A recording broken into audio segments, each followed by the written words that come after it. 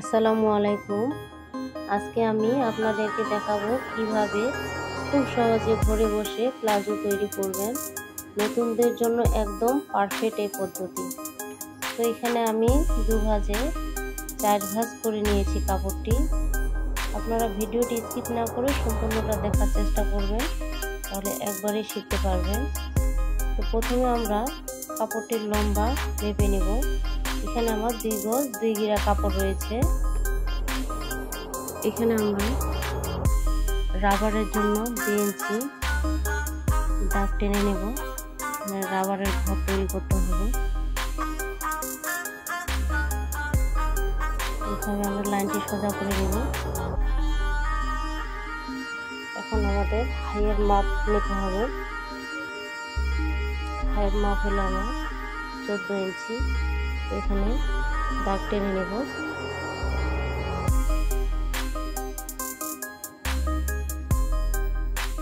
নিচে আমাদের পায়ের ঢলা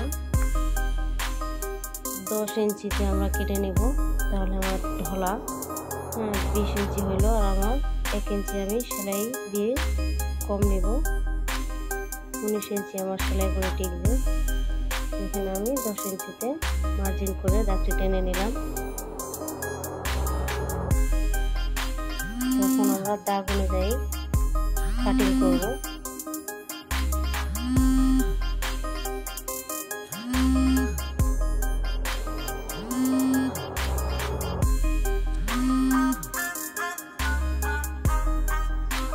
আমাদের দাগ টানা হয়ে গেল।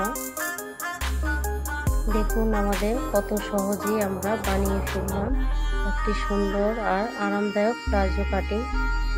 যদি ভিডিওটি ভালো লেগে থাকে তাহলে একটি লাইক দিন, কমেন্ট করুন, আর সুইং রুম সেলাই ঘরের চ্যানেলটিকে অবশ্যই সাবস্ক্রাইব করতে ভুলবেন না। ফেসবুক পেজ থেকে দেখে থাকলে অবশ্যই ফলো দিয়ে রাখবেন। এই যে আমার কাটিং করা হয়ে গেল।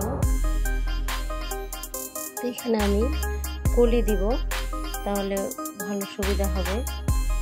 কলির জন্য আমি কাপড়টি কেটে নিচ্ছি। কোনাটি ভাবে কাটিং করতে হয়।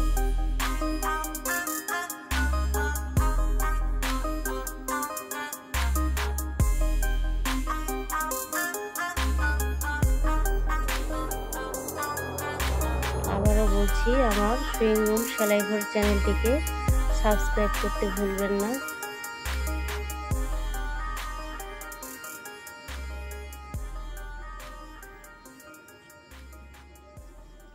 এই যে এভাবে আমাদের কলিটি লাগাই নিতে হবে।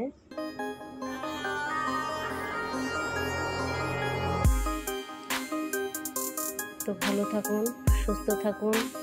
আজ এই পর্যন্তই। আল্লাহ হাফেজ।